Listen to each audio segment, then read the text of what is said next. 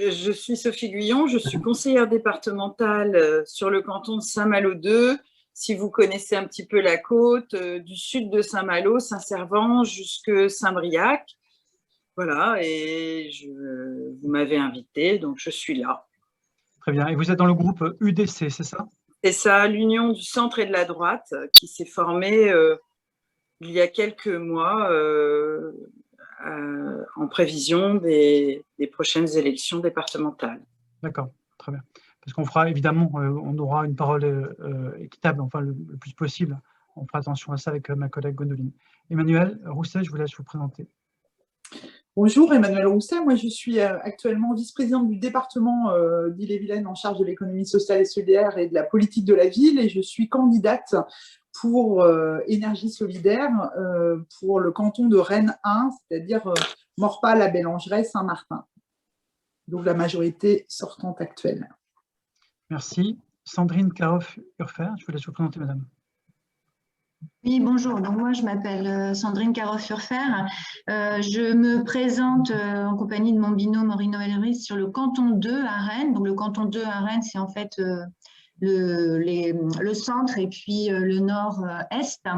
En fait, je suis représentante d'un mouvement au niveau départemental qui est l'équivalent au niveau régional de Nous la Bretagne, porté par Thierry Burlot. Donc en fait, nous sommes soutenus par une plateforme de formation centriste qui va du centre droit au centre gauche. D'accord, merci madame. Alors après, je n'ai pas votre prénom, monsieur, c'est FEPEM 35. Je vous laisse vous présenter, mais je n'ai pas votre nom affiché. Et bonjour, alors je m'appelle Yves Montagne. Je suis le président de la FEPEM 35. C'est la Fédération pour la pratique et l'enseignement de la musique en Ille-et-Vilaine. C'est la plus grosse fédération départementale de musique qui est très connue des conseillers départementaux. Nous rassemblons 59 structures, écoles de musique, conservatoires, pratiques amateurs, orchestres, chorales, 59 structures, ce qui représente à peu près 15 000, plus de 15 050 élèves, musiciens, choristes, danseurs. Et donc, nous sommes en partenariat avec le département dans le cadre d'une convention. Nous faisons partie du plan musique dans le cadre de cette convention et nous avons une petite subvention du département, mais qui n'est pas négligeable. Et nous souhaitons à l'avenir, quelle que soit la majorité départementale, pouvoir continuer de bénéficier de cette subvention. Sinon, les bénévoles de nos fédérations n'auront plus de moyens pour pouvoir fonctionner. Et donc, nous comptons très fort sur le département, quelle que soit la majorité, mais je remercie la majorité actuelle avec laquelle nous avons formidablement bien fonctionné et travaillé depuis le début de la mandature. Merci M. Montagne. Je vous demandais juste de vous présenter, mais vous avez été un petit peu plus loin. Madame Piou, je vous laisse vous présenter, madame. Oui, Laurence Piou, je suis porte-parole pour la liste de l'écologie pour l'Ille-et-Vilaine. Je suis candidate sur le canton de Guichen, donc le canton de Guichen qui va de l'est Bourg-des-Comptes jusqu'à l'ouest Val-d'Anas, en passant par Beauvais, Comble-Sac, le TAL, voilà, comme ça. Voilà, et je suis porte-parole pour la liste Europe Écologie des Verts. Donc, vous êtes la 4e candidate. Voilà, présente ce soir. Très bien, je vous remercie, madame. Monsieur Melou pour France Bénévolat. Oui, et je mets mon micro. Bonjour, bonsoir. René Melou, président de France Bénévolat, association donc France Bénévolat 35, née en 92, qui œuvre sur tous les départements, dont la vocation est la promotion du bénévolat pour une citoyenneté active. Merci, monsieur. Camille Binder, je te laisse dire un petit mot avec ton micro allumé. Camille Binder, je suis membre du bureau du mouvement associatif de Bretagne, militant associatif d'assez longue date, avec un exercice parfois professionnel, parfois bénévole, et à tous les niveaux du territoire, local, national, départemental, régional. Merci Camille. Martine Crevellier, je vous laisse vous présenter, madame. J'ai remis mon micro. Moi je suis administratrice à l'OPAR, une association qui offre des activités pour les retraités, à peu près 1500 adhérents. Et vous m'avez invité, donc je suis là pour faire connaissance avec vous. C'est un plaisir. Pascal Petit. J'ai mis mon micro. Bonsoir à tout le monde. Je m'appelle Pascal Petit, je suis membre aussi du mouvement associatif de Bretagne. Je suis aussi administrateur dans un point d'appui à la vie associative à Quimper qui s'appelle l'Espace Associatif. C'est un point d'appui qui a environ 700 adhérents. Et je suis aussi président d'un groupement d'employeurs, un groupement d'employeurs associatifs qui s'adresse plus particulièrement à des petites associations qui ne sont pas fiscalisées. Merci Pascal. Laurent Dupérin, je vous laisse monsieur vous présenter. Bonjour, Laurent Dupérin, je suis le président du collectif Chant Choral en Bretagne qui vient de naître en février dernier et qui se propose d'animer et de participer aux activités de développement du chant choral sur toute la région Bretagne et dans tous les départements de la région. Flavie. Bonjour, je suis Flavie Bouquet-Noufa, je suis la déléguée générale de la Ligue de l'enseignement en Ille-et-Vilaine, qui est un mouvement d'éducation populaire, qui est partenaire de l'école publique, donc qui intervient dans les écoles et autour des écoles, qui est aussi une fédération d'associations, donc on fédère plus de 200 associations sur le département d'Ille-et-Vilaine et on a plus de 20 000 adhérents, notamment liés pour presque la moitié à l'association Cercle Paul Bert, qui est l'association amicale laïque la plus importante en termes de nombre du département. Merci Flavie. Gwendoline. Oui, bonjour, je suis Gwendoline Bénidir-Conan. Je suis chargée de développement territorial au mouvement associatif de Bretagne. Et voilà, j'interviendrai notamment tout à l'heure pour présenter la petite enquête. Voilà, Très bien. Coupez son micro, Gwendoline, un peu plus tôt. Marie, Louis, je peux voir ça sur votre nom. Je ne sais pas qui il y a derrière. Non, non, ça ne réagit pas. Béatrice Honoré, je pense. Oui, bonjour. Béatrice Honoré, donc je suis membre du conseil d'administration du Galéco, la monnaie locale d'Ille-et-Vilaine. Voilà, je viens un peu par curiosité, puis poser des questions aux candidats pour savoir la suite de ce mouvement. Et on a un mouvement breton aussi pour converger toutes les monnaies bretonnes vers une monnaie commune. Voilà. Monnaie locale, d'accord. Merci madame. Et Thierry Fauchou?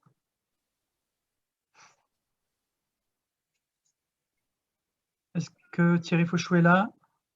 Que je connais par ailleurs. Non, il est peut-être parti à côté. Et Marie-Louis, non plus, ça ne répond pas. Bon, en tout cas, peut-être que vous reviendrez tout à l'heure. On va commencer si vous voulez.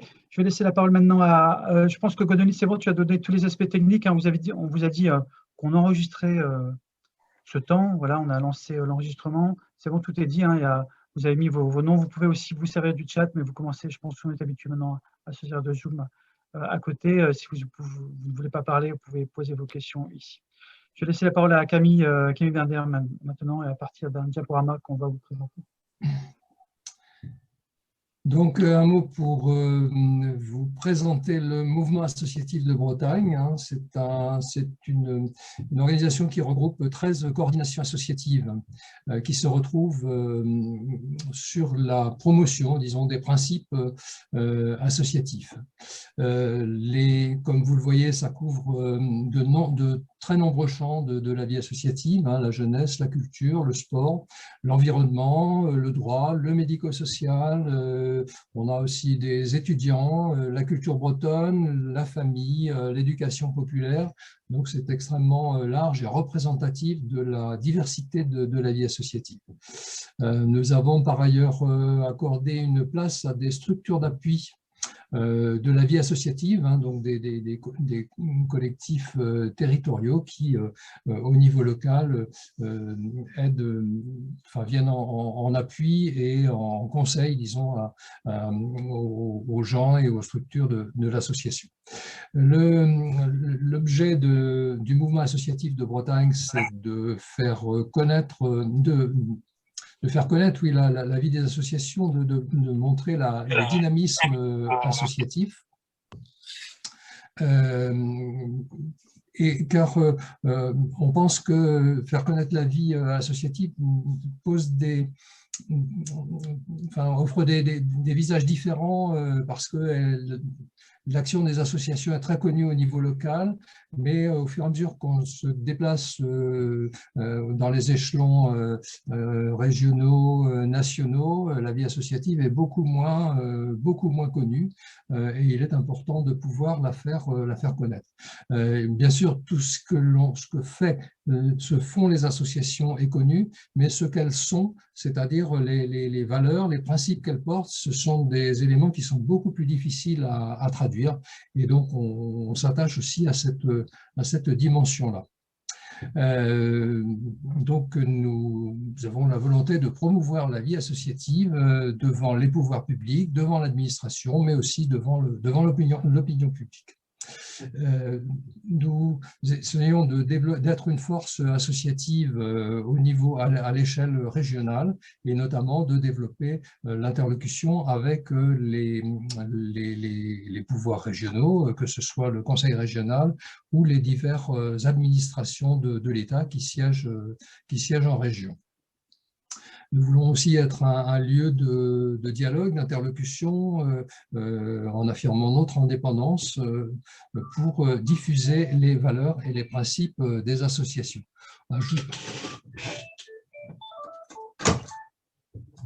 Excusez-moi, mais j'ai dû... Excusez-moi, je dois interrompre un démarcheur qui vient me déranger au téléphone, mais je suppose que c'est une situation que vous connaissez tous. Alors, je reprends, donc si on peut revoir le diaporama, Gwendoline.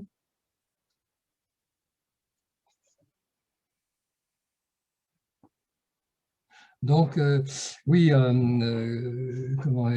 nous développons notamment le dialogue avec des interlocuteurs d'échelon régional, le conseil régional, les différents services de l'État. Nous avons à cœur de soutenir les principes de l'associatif, les principes et les valeurs que je vais indiquer en quelques mots. D'une part, une association, c'est une construction collective de projets en dehors de toute recherche de rentabilité, en dehors de la tentation ou de la tentative ou de la volonté de partager des bénéfices. Ça, c'est la marque du bénévolat, c'est quelque chose qui est tout à fait connu. Mais l'associatif, ça porte aussi des principes de solidarité, de gratuité, d'engagement, d'intérêt général, puisque beaucoup d'associations développent des projets d'intérêt général, mais développent aussi des projets qui sont définis par ceux qui s'associent et qui représentent vraiment tout le dynamisme de l'association. Donc, le mouvement associatif est donc le porte-voix, assure la promotion de la vie associative dans sa diversité, autour des principes que je viens d'évoquer. Il développe également des partenariats entre des organisations qui ont des objectifs convergents. Je pense notamment à l'économie sociale et solidaire. Et puis, donc, nous sommes souvent amenés à défendre les acteurs de la vie associative qui participent à la démocratie locale, au développement de la solidarité contre l'égoïsme, le collectif contre l'individualisme, le partage contre le repli sur soi. Donc, tout ça, ça nous semble être des raisons suffisantes pour faire connaître les associations qui, bien souvent, sont connues localement parce qu'elles font des choses qui sont bien visibles sur le terrain, mais qui sont moins connues pour être des éléments de dynamisme de terrain et des lieux d'initiative de la part des citoyens. Voilà ce que je souhaitais rappeler en ce qui concerne notre collectif d'associations. Très bien. Pour continuer, on va vous présenter maintenant une petite enquête qui va servir de base au débat, voilà, aux questions, aux réactions. Je vais donner la parole à Gwendoline qui va nous la présenter. Oui, alors en effet, on a diffusé une enquête le mois dernier. Excusez-moi. qui était 100% anonyme, donc au niveau des associations de l'ensemble de la région, via un questionnaire en ligne. Et la volonté était d'avoir un premier état des lieux sur la nature des relations entre les associations et leur conseil départemental, et aussi les attentes que les associations ont vis-à-vis de leur conseil départemental. Donc, juste pour vous dire par rapport aux associations d'Ille-et-Vilaine, qui sont estimées au dernier chiffre de recherche et solidarité de fin 2020 entre 24 et 26 000 associations. C'est le département où on compte le plus d'associations en Bretagne. Là, voilà, vous avez la répartition des associations répondantes, qui n'est pas forcément la réalité des associations. Il y a notamment une grosse représentation des associations caritatives et du médico-social, ce qui est vraiment en lien avec les compétences du conseil départemental qui sont surreprésentées là dans cette enquête. Et il y a également beaucoup d'associations culturelles et également des associations sportives qui sont en général des domaines, sur la culture et le sport, c'est là où on retrouve le plus d'associations et voilà, mais il y a quand même une diversité aussi des associations d'Ille-et-Vilaine qui ont participé à cette enquête. Donc, les quelques questions qu'on posait, la première était déjà de savoir est-ce que les associations étaient satisfaites de leur relation avec le conseil départemental. Donc, en Ille-et-Vilaine, les associations sont satisfaites à 71%, contre 63% pour les associations sur l'ensemble de la Bretagne, donc tout réuni. Ce qui nous donne déjà aussi un premier indicateur sur la nature des relations actuellement. Et on a voulu en savoir un peu plus sur quelle était la nature de ces relations que les associations entretenaient avec le conseil départemental. Donc, c'est vrai que les associations qui ont répondu, c'est plutôt des associations qui ont déjà du lien avec les associations. Parce que, voilà, il y a 20% des associations qui ont répondu, 21% qui n'ont pas de lien du tout. Là où il y a 71% des associations répondantes qui ont déjà un lien avec le conseil départemental actuellement. Mais ces mêmes associations peuvent aussi avoir un lien technique sur de la mise à disposition de locaux ou de matériel, par exemple, mais aussi sur du partenariat politique, sur la co-construction de politiques publiques. Et là, on voit que par rapport au reste de la Bretagne, il y a plus de liens, en tous les cas, entre les associations en Ille-et-Vilaine et le conseil départemental.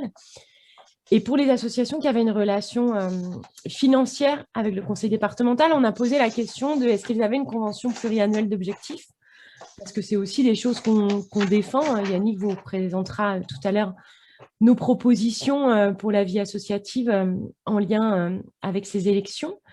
Et au niveau de l'Ille-et-Vilaine, il y a 43% des associations qui ont donc une convention pluriannuelle d'objectifs qu'on dit souvent CPO, là où en Bretagne, c'est 36%. Donc, il y en a un petit peu plus en Ille-et-Vilaine peut-être que sur le reste de la région. Et je poursuis sur les attentes vraiment des associations envers le conseil départemental. Donc, toujours sur l'Ille-et-Vilaine, la première attente est un soutien financier, là où on est sur les mêmes chiffres sur le reste de la Bretagne. Et au même niveau, il y a vraiment une attente forte en termes de dialogue et de rencontres. Aussi, dans cette idée d'être en lien sur les besoins de la population, ce genre de choses. Ensuite, vient des attentes en termes de co-construction de politique publique, là où on constate aussi des attentes plus fortes en Ille-et-Vilaine que sur le reste de la Bretagne, avec 68% des associations qui ont ces attentes-là. Et puis, il y a également une volonté d'avoir une meilleure visibilité des actions qui sont organisées, parce que c'est vrai qu'il y a une multitude d'associations. On a vu plus de 20 000 en Ille-et-Vilaine, mais sur des actions notamment à l'échelle départementale qui aient une meilleure visibilité. Et également des attentes qui arrivent avant, sur des dispositifs de renforcement de la vie associative, qui est aussi une communication et plus d'informations et de relais sur les formations qui peuvent être destinées aux bénévoles et également sur les conseils, de mettre en lumière également les points d'appui à la vie associative en Ille-et-Vilaine, ce qui existe. Voilà, plus de 50% des associations ont ces attentes. Et ensuite, voilà, il y a également une volonté d'organisation de rencontres interassociatives qui permettent de faire du lien entre associations de domaines différents. C'est vrai que voilà, par des rencontres interassociatives, ça permet voilà, de faire de nouvelles rencontres et puis de nouer des partenariats aussi sur des actions et des projets par la suite. Et pour finir, voilà, il y a des souhaits de participer à des démarches participatives, donc en lien avec les domaines d'activité des associations. Et sur les autres, eh bien, on revient en fait sur, c'est ce qui est noté là à droite, sur cette volonté d'avoir une promotion des actions associatives et également d'avoir un soutien aussi sur la promotion des initiatives citoyennes, même quand elles ne sont pas encore constituées en association, et de favoriser cette diffusion et cette mise en relation entre le conseil départemental des associations et entre associations également du département. Voilà pour les résultats de l'enquête qu'on a diffusée. Là, l'idée, c'est qu'on ait également vos retours sur ces quelques résultats. Alors, pour les réactions et pour les questions, vous connaissez maintenant, je pense, comment faire. Il faut lever, voilà, en bas à droite, vous avez réaction, il faut lever la main comme ça, tac, et je vous donnerai la parole. Et puis après, selon le temps que vous donnez, je donnerai le même temps de parole à chaque candidate, que je m'y fasse, puisqu'il y a 4 femmes candidates. Voilà. Est-ce qu'il y a des réactions par rapport à cette petite enquête qui était une entrée en matière, hein. Évidemment, ça n'avait pas vocation à être diffusé, c'est juste pour pouvoir discuter qu'on a préparé cette petite enquête auprès des associations du département. Réaction, Emmanuel Rousset, allez-y. Oui, alors en tant que sortante, puisque nous sommes encore jusqu'au 1er juillet aux affaires, moi je me satisfais vraiment de ce pourcentage qui est plus élevé que la moyenne bretonne, 71% des associations qui sont quand même plutôt contentes de leur relation au département. On voit que ce que je trouve intéressant dans l'enquête, c'est que ce n'est pas uniquement sur une attente de demande financière, c'est aussi de co-construction de politiques publiques, c'est sur la question de la structuration, c'est tous ces éléments-là et je crois que c'est ce qu'on a essayé de faire, en tout cas tout au long du mandat, sur l'association des associations. Alors, c'est vrai qu'au département d'Ille-et-Vilaine, on n'a pas un service vie associative ni un élu à la vie associative en tant que tel, mais il y a vraiment un souhait de l'équipe de pouvoir avoir une approche assez transversale de la vie associative et je prends dans ma politique publique en économie sociale et solidaire, par exemple, le comité consultatif a participé tout au long du mandat à la co-construction de notre politique publique, hein, et c'est quelque chose qui est important pour nous, qu'on souhaite continuer dans le prochain mandat. On voit bien que c'est cette attente, elle est aussi de visibilité, elle est aussi de rendre plus, voilà, peut-être plus fluide les relations. J'entends aussi, au final, même si c'est un peu mieux que la région, le relativement faible taux de conventions pluriannuelles, puisque 43%, c'est quand même pas majoritaire. Alors après, c'est vrai que les associations sont très diverses, et entre celles qui ont un soutien ponctuel pour une manifestation et celles qui ont une convention avec le département dans le cadre un peu régalien du département sur le médico-social, par exemple, c'est vrai que ce n'est pas du tout les mêmes enjeux. Donc, c'est comment on arrive à développer une culture de la commande publique responsable au sein de notre collectivité pour vraiment essayer de stabiliser au mieux les moyens des associations sur la durée. Donc, en tout cas, je trouve qu'il est intéressant comme petit sondage parce qu'il est à la fois... il est vraiment sur la relation, donc il va nous nourrir aussi d'être attentif aux besoins de la diversité des associations pour construire une vraie relation de confiance sur le temps avec elles. Très bien, merci Emmanuel Rousset. On vous fera tout à l'heure des propositions. Peut-être j'ai oublié de le dire, mais vous le connaissez tous, enfin vous connaissez les compétences des départements mieux que moi, mais je tenais aussi à vous le redire. D'abord, l'action sanitaire et sociale en faveur des personnes âgées, personnes handicapées de l'enfance, de la famille et des personnes en difficulté. Et là, il y a un nombre d'associations qui travaillent dans ce domaine. Les collèges, peut-être moins d'associations là. La voirie, il y en a sans doute moins. La culture, là, il y a également beaucoup d'associations dans ce domaine. Les équipements en zone rurale et la protection de l'environnement et le patrimoine naturel. Et là, il y a beaucoup d'associations également dans ce domaine. Donc, les partenariats sont serrés. ce qui peut se comprendre bien entendu. Est-ce qu'il y a d'autres réactions de personnes par rapport à cette petite enquête qu'on a faite pour introduire le débat? N'hésitez pas. Non, pas de réaction. Laurence Piou, je vous laisse la parole, madame. Allez-y. Je vais rebondir sur ce que disait Madame Rousset. Effectivement, on sent à travers cette enquête les bonnes relations qu'il y a avec le conseil départemental, qu'a souligné M. Montagne aussi. Après, c'est vrai qu'à travers l'enquête, le besoin de relations essentielles et puis aussi tous les dispositifs et les aides qui peuvent être mises en place et qui n'arrivent pas forcément jusqu'au terrain en fait et à tout le monde en fait, et de manière différente selon les associations auxquelles on a affaire. C'est vrai que dans le monde associatif, ce qui est un peu compliqué, c'est la multiplicité des structures, des tailles, de la toute petite asso à l'association où il y a des professionnels. Voilà, c'est vraiment voilà, c'est ça que j'avais envie de dire. Très bien, je vous remercie madame pour votre réaction. Flavie, vous vouliez réagir? Oui, merci. Pardon, je ne trouve pas moi la main levée dans mes réactions. Je ne sais pas pourquoi, donc je joue du pouce. Je peux aussi faire ça.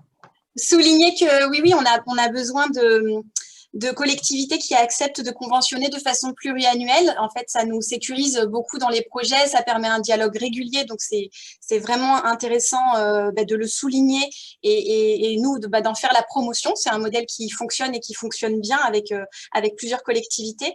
Il n'y avait pas de délégation au titre de la vie asso, comme le disait Emmanuel Rousset, mais en fait, on avait un travail étroit avec la conseillère déléguée à l'éducation populaire et on était un certain nombre de fédérations, d'associations, donc aussi mouvement de jeunesse, à travailler avec elle régulièrement sur ces questions et voilà, on était mis autour de la table aussi pour penser ensemble tant l'action associative que l'action jeunesse. Donc moi j'ai trouvé que c'était intéressant et c'était à renouveler. Donc est-ce que ça s'appelle EducPop, est-ce que ça s'appelle Viasso, est-ce que ça s'appelle, enfin il y a peut-être des choses à imaginer, mais en tout cas il y avait une cellule ou un groupe, un collectif existant.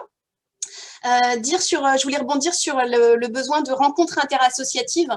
Moi, je partage ce besoin. On a essayé d'initier avec le département une semaine de la laïcité pour la première fois. Malheureusement, le contexte Covid nous a pas beaucoup aidé à réunir, donc on a fait des choses à distance. Mais je pense que là, il y a peut-être un levier. Alors, il y a la semaine de la laïcité, mais on pourrait l'imaginer sur beaucoup d'autres thématiques. On pourrait imaginer la semaine du développement durable, la semaine, je sais pas, de l'action associative dans l'école. Enfin, il peut y avoir beaucoup de choses qui nous réunissent les uns les autres et je trouve que ce serait intéressant que ce soit le département qui soit peut-être à l'initiative de ces rencontres interassociatives et donc de nous réunir autour d'une valeur ou d'un principe commun.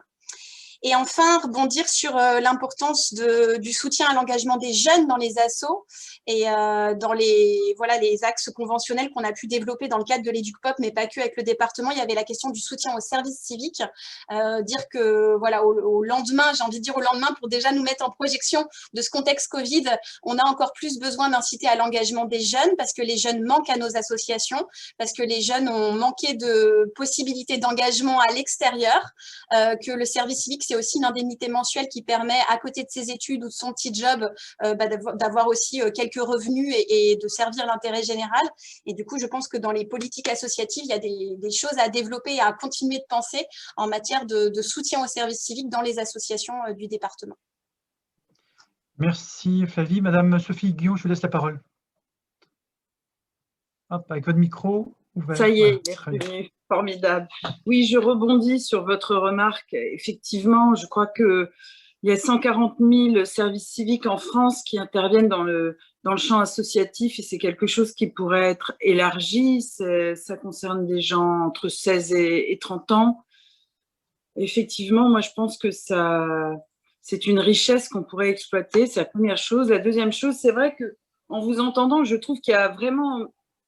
Le champ associatif est très large et que entre une association qui pilote un établissement médico-social animé par des salariés et une petite association comme il peut y en avoir sur le canton, c'est très très différent. Ces petites associations sont pilotées en général par des bénévoles et je crois que de ce côté-là aussi, on aurait une action à mener dans les prochaines années parce qu'il y a une baisse d'engagement que vous deviez mieux connaître que moi, mais que beaucoup d'associations remarquent, que la crise sanitaire a complexifié encore l'engagement des bénévoles qui parfois craignaient le virus. Il y a eu moins d'activités, moins de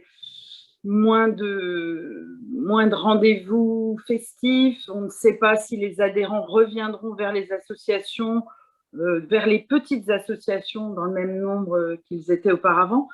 Donc, un soutien, moi, je trouve, des bénévoles et une reconnaissance de l'effort qu'ils consentent, de l'engagement. Je crois que la quasi-totalité des associations sont portées par 10% des bénévoles qui interviennent au moins une fois par semaine. Il y a vraiment des personnes qui portent ce maillage associatif.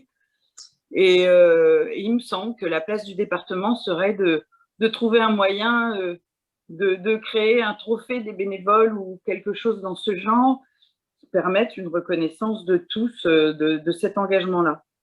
Merci.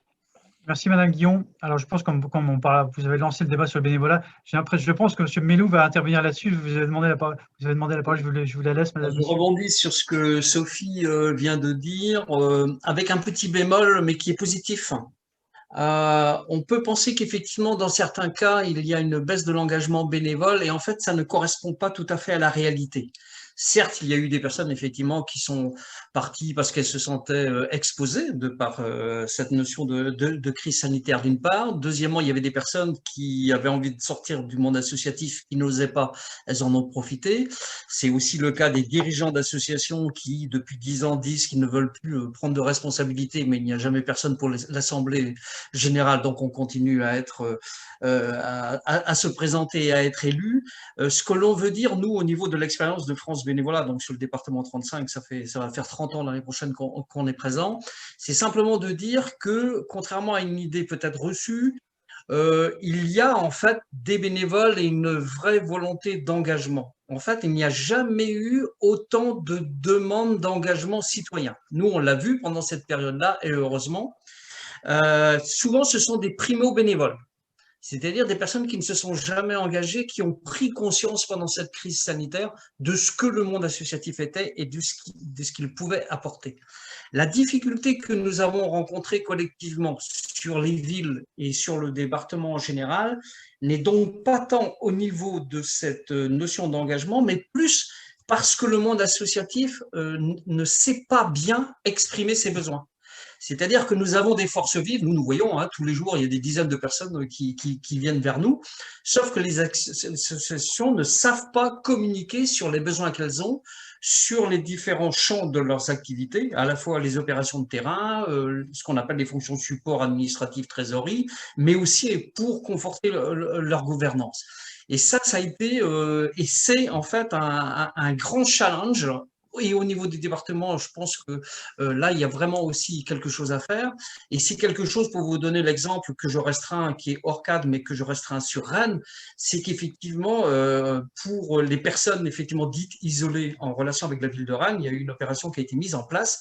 Et on s'est aperçu qu'effectivement, ce n'était pas la notion d'engagement bénévole qui posait problème, c'était où trouver effectivement les missions pour lesquelles on recherche des bénévoles, et deuxièmement, où et comment identifier les personnes isolées. Donc ça, c'est un autre sujet, mais c'est pour dire que restons optimistes parce que le vivier des bénévoles, enfin nous, c'est pas que je vous assure, c'est que je vous confirme, de par notre expérience, qu'il est là, et le gros risque par rapport à ce que disait Sophie tout à l'heure, c'est que nous avons effectivement ce vivier, mais si en face les associations n'expriment pas leurs besoins, très rapidement, ce sont des personnes qui vont se décourager.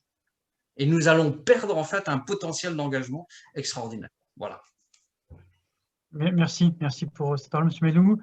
Alors, s'il n'y a pas d'autres demandes d'intervention, je vous propose justement d'exprimer nos besoins en quelque sorte. On va vous présenter différents points à partir de notre plaidoyer. On l'a décliné, c'est un plaidoyer qui existe au niveau régional, mais on l'a décliné au niveau départemental. Donc, sur les engagements que nous, on propose pour vous, futurs élus au conseil départemental d'Ille-et-Vilaine.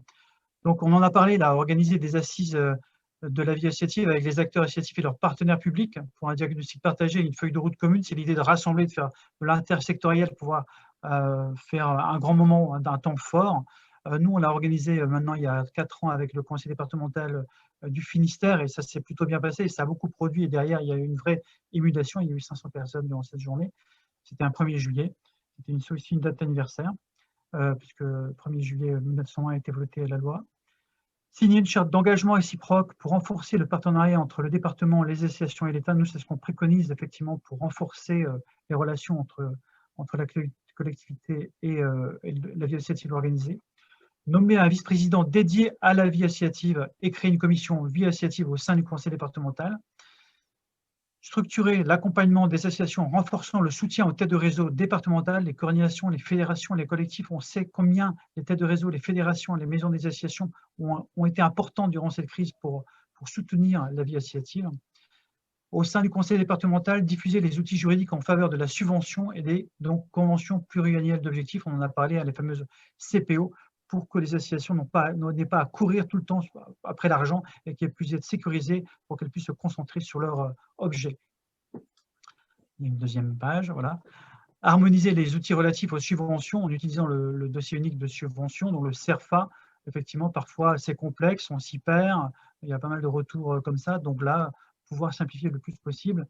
Aider financièrement les associations en difficulté à travers la création d'un fonds de soutien dédié.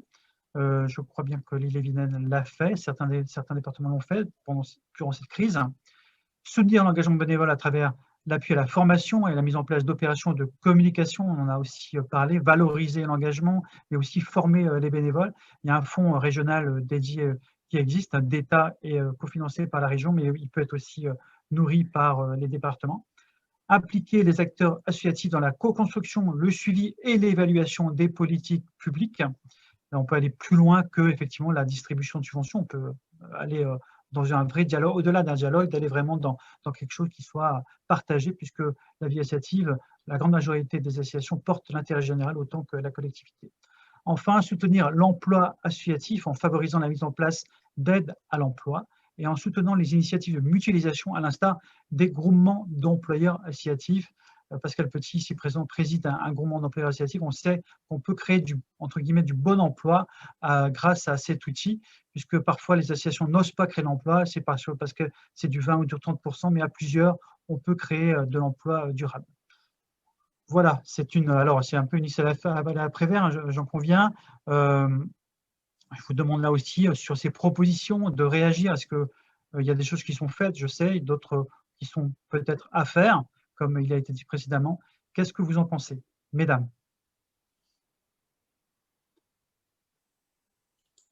C'est bon, je vous prends un petit peu comme ça, c'est un peu brutal.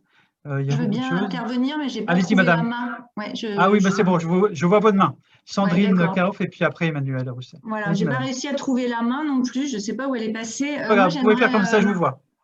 Ok, d'accord, très bien.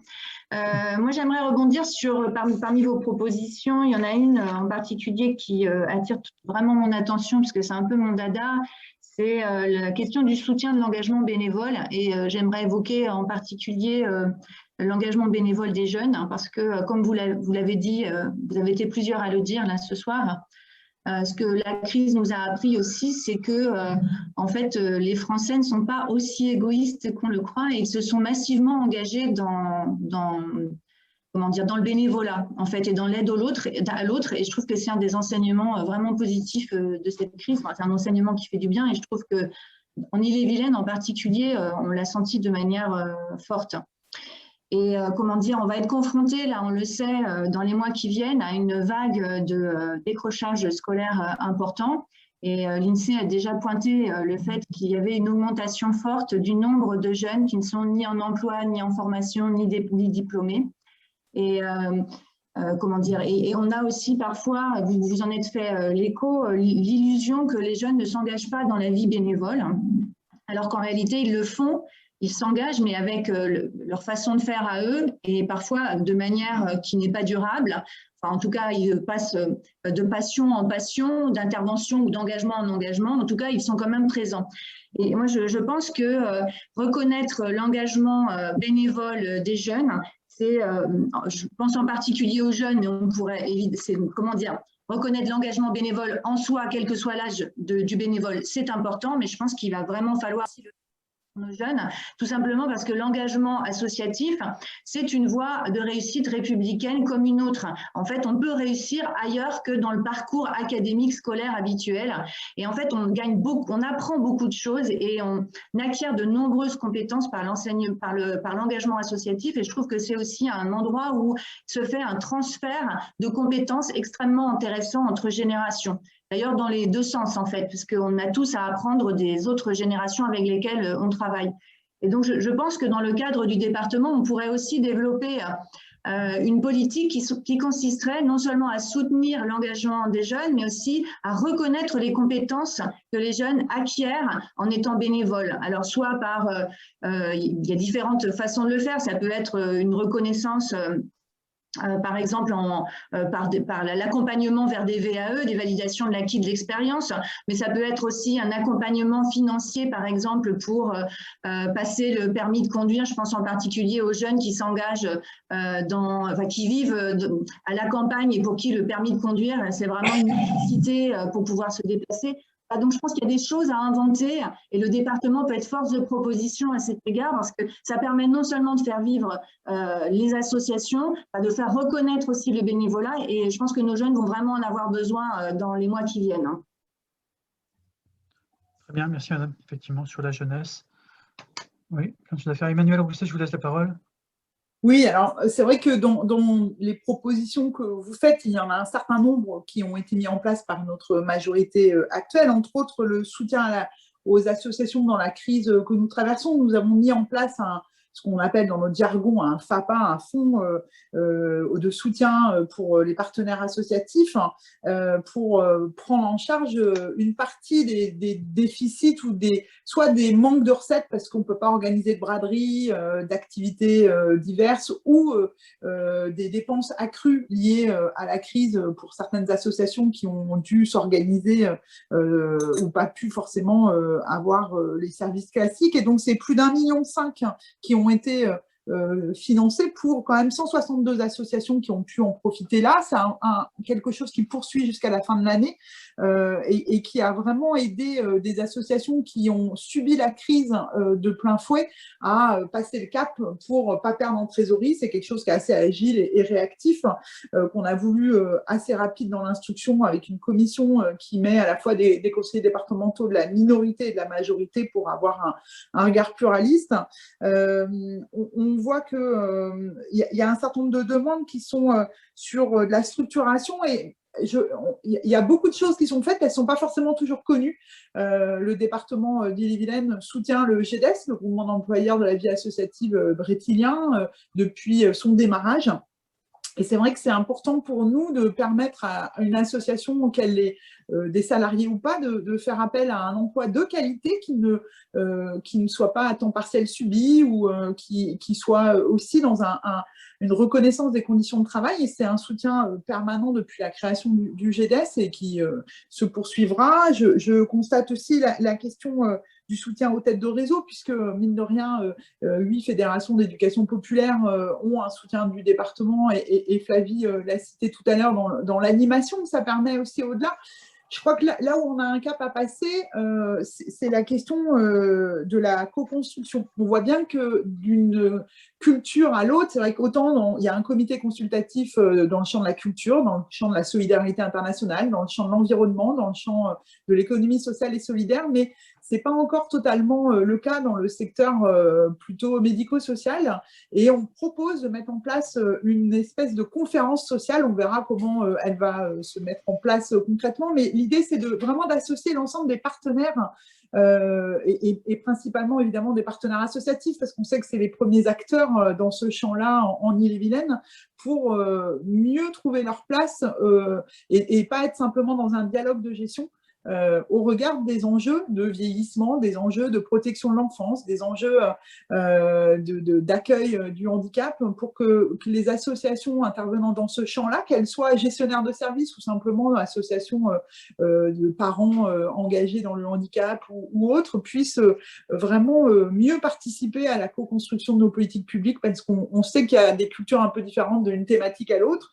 Je retiens la question du VP dédié à la vie associative. Je vais le transmettre. Je n'ai pas son engagement là aujourd'hui, mais voilà. Sur la charte d'engagement réciproque, je pense qu'il y a eu un loupé de communication en interne chez nous, mais en tout cas, c'est quelque chose qui doit pouvoir se faire dès le début du mandat, parce qu'on essaye en interne de travailler à ces enjeux-là, comment on n'est pas simplement dans une posture de financeur, mais dans une posture de facilitateur de la vie quotidienne des associations et des partenaires territoriaux. Donc, c'est vrai que la question des CPO, la question de la structuration, la question d'un certain nombre de réponses sont importantes pour nous. Et pour finir sur la jeunesse, on voit bien que c'est voilà, au-delà des services civiques, parce qu'il y a plus de 200 services civiques financés dans les associations par le département régulièrement, mais on finance aussi les coopératives jeunesse de service, qui sont une manière pour des jeunes de découvrir qu'ils ont plein de compétences et qu'ils peuvent les mettre en œuvre sur un territoire en coopération, parce que c'est quelque chose qui est important aussi, la question de l'engagement, de la valorisation. Là aussi, la mise en place d'un projet de budget participatif est aussi un outil d'engagement concret qui permet de découvrir des fois et de porter un projet jusqu'au bout. Donc voilà, c'est des choses sur lesquelles on se retrouve. Merci Emmanuel.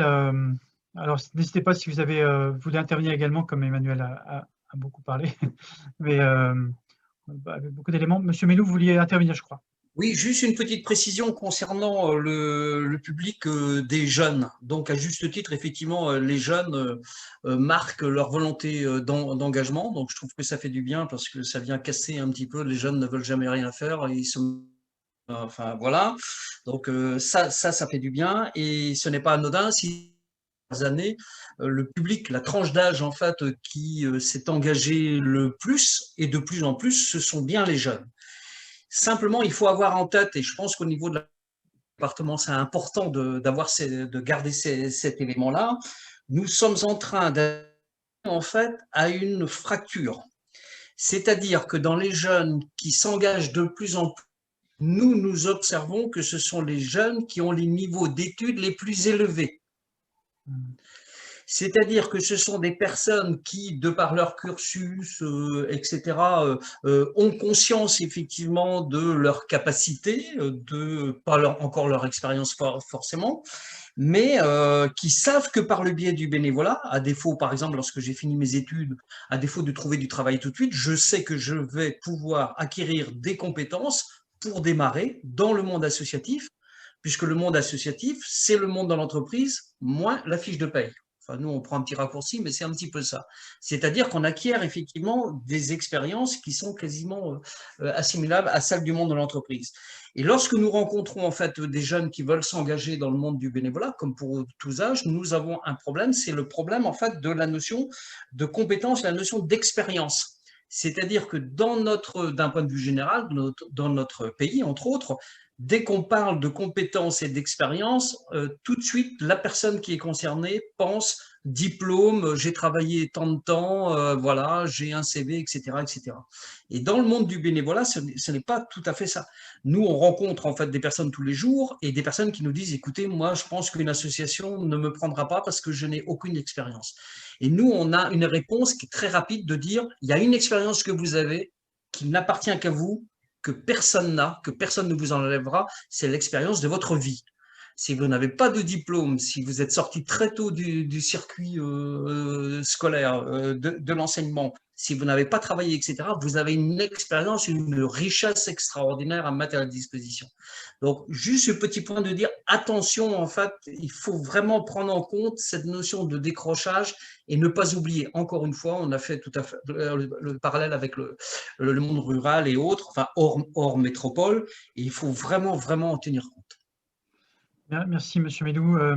Madame Piou, vous vouliez également intervenir? Je vous laisse la parole, Madame.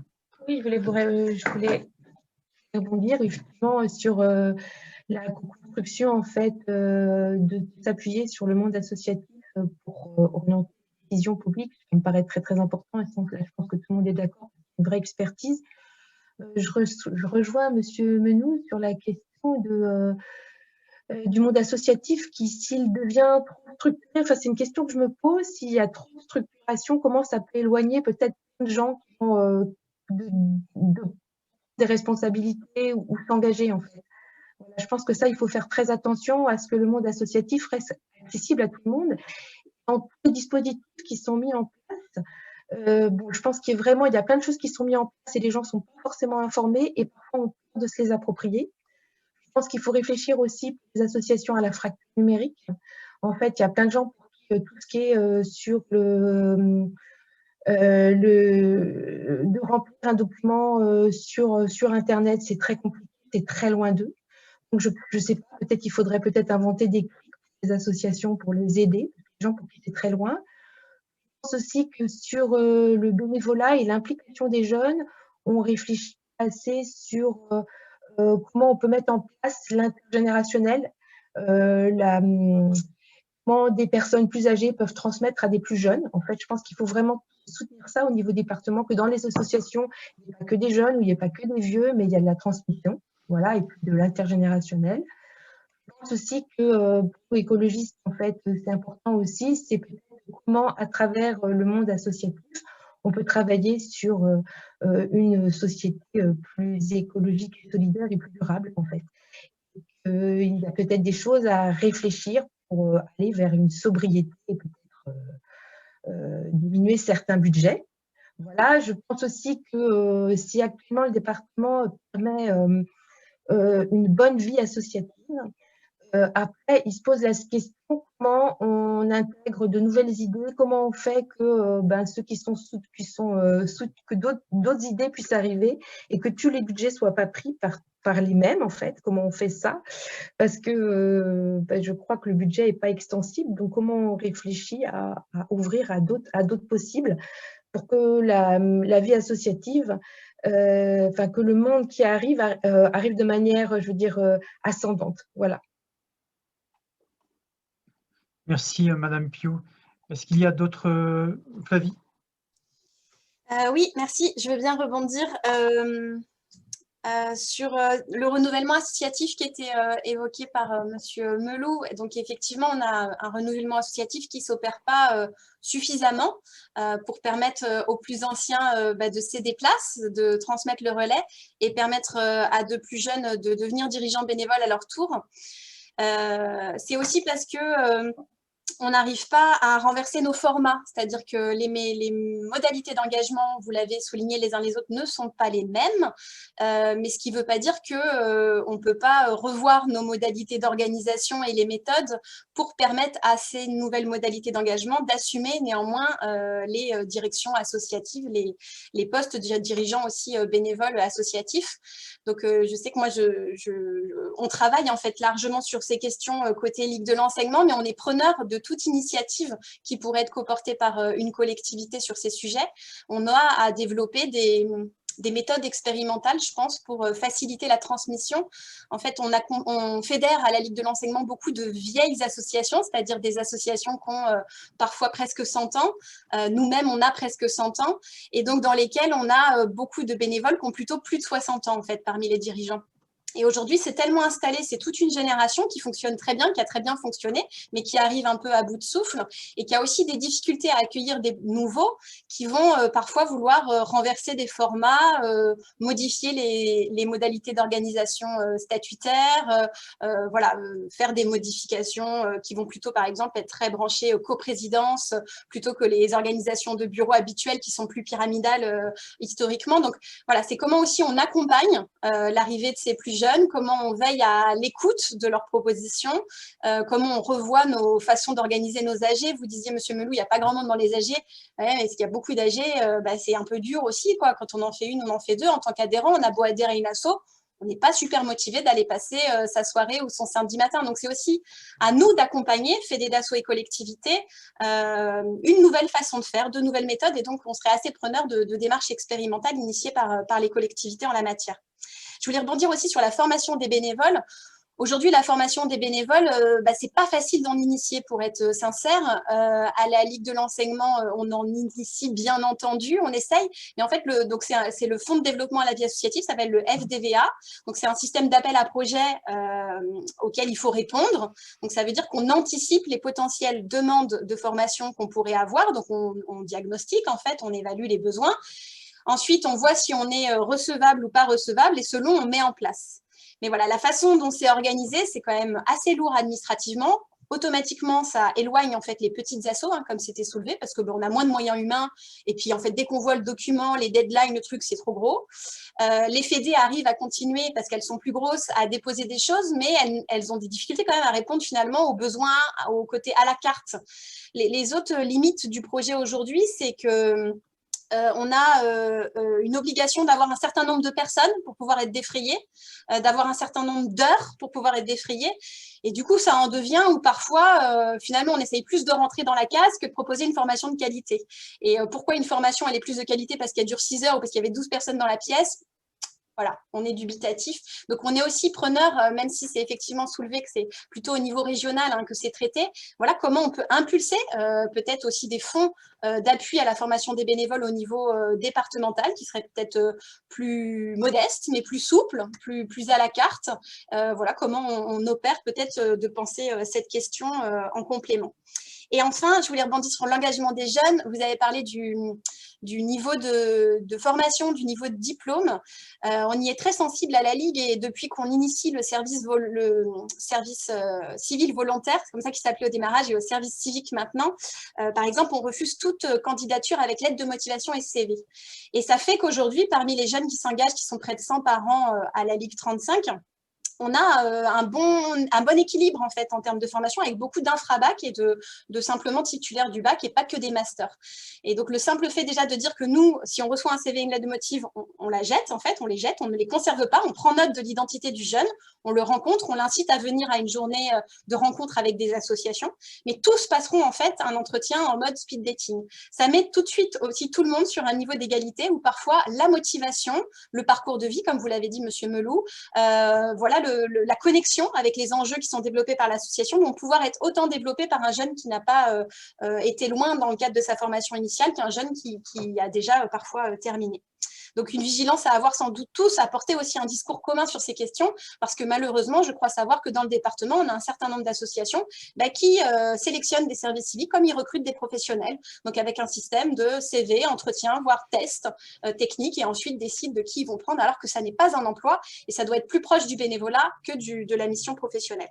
Et enfin, sur engagement des jeunes, c'est le propos d'Emmanuel Rousset sur les CJS, qui est tout à fait exact, et qui est tout à fait un dispositif d'engagement qu'il faut valoriser. J'avais envie de parler des juniors associations. Les juniors associations, c'est un dispositif qui est coporté par plusieurs mouvements d'EducPop, les centres sociaux, les MJC et la Ligue au niveau national.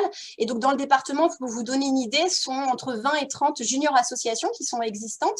Et donc, c'est la possibilité pour un jeune à partir de 13 ans, à partir voilà, de 2 jeunes, de créer une junior asso qui va être une association de mineurs, mais qui va pouvoir ouvrir son propre compte en banque.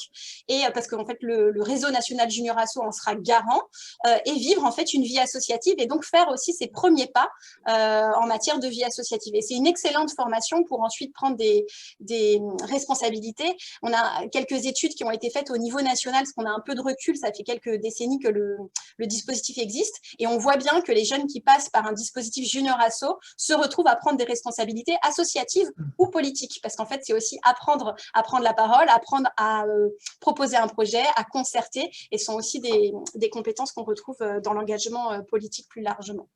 Et donc, sur les JA, on pourrait espérer du département peut-être avoir un coup de pouce pour davantage pouvoir parler de ce dispositif dans les collèges. Aujourd'hui, on a une mission, une compétence éducation qui est dédiée au collège, au conseil départemental, avec beaucoup d'actions qui sont déjà proposées dans les collèges en matière d'éducation à la citoyenneté. Et c'est vrai que si on pouvait avoir une attention particulière au dispositif junior association, aux côtés d'ailleurs du dispositif CJS, pour comparer et découvrir le modèle coopératif comme le modèle associatif, il me semblerait que ça aurait beaucoup de sens. Très bien, merci Flavie. Alors, j'ai plusieurs demandes d'intervention, mais avant, je vais peut-être… Alors, Yves Montagne, vous voulez intervenir ou vous voulez que je lise votre mot dans le chat? Comme vous voulez. Je peux la lire si vous voulez. Bon, je ne vois pas intervenir, je vais la lire. Donc, selon M. Montagne, il faut encourager financièrement les fédérations départementales quand on a la chance d'en avoir sur le territoire du département. Exemple, la FEPM 35, donc monsieur représente. Donc, il n'y a plus de fédération équivalente dans les 3 autres départements bretons, faute, selon lui, de bénévoles motivés capables de les faire vivre. Voilà un point de vue qu'il pourra développer tout à l'heure. Monsieur Melou, vous vouliez intervenir, je crois que vous avez levé la main tout de suite pendant l'intervention de Flavie. Je vous laisse la parole avec votre micro ouvert si vous pouviez l'ouvrir. Voilà. Trois points rapides. Le premier, rappeler que effectivement le dispositif Fonds de développement à la vie associative au niveau de la région a quand même élargi un peu, je veux dire, et assoupli ses règles dans la mesure où effectivement les formations sont réalisées hors grandes villes et hors métropole, où la jauge en fait est quasiment divisée par 2. Donc ça ouvre un petit peu, ça veut dire qu'il y a cette prise de conscience.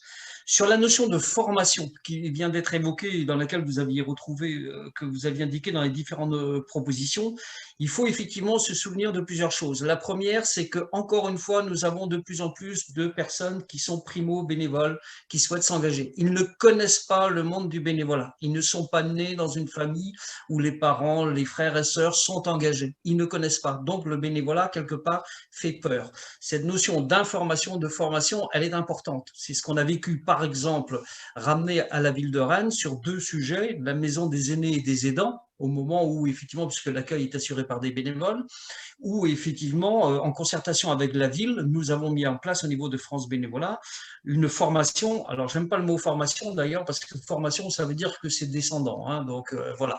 C'est quelque chose de beaucoup plus collaboratif et participatif que ça, effectivement, pour, comment dirais-je, démystifier la notion d'engagement, d'obligation que l'on prend, etc., etc.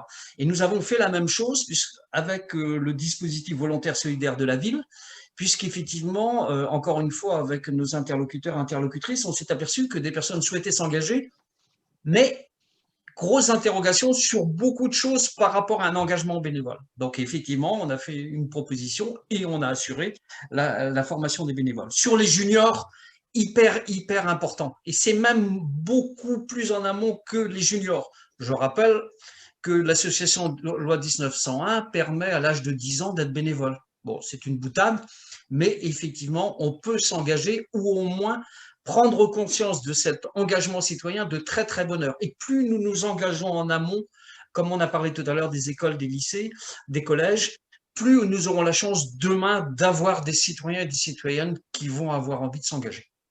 Merci, Monsieur Melou. Alors, il y avait 2 demandes d'intervention de candidates. Laurence Pioud pour commencer, puis Sophie Guillon ensuite. Laurence Pioud, je vous laisse la parole, madame.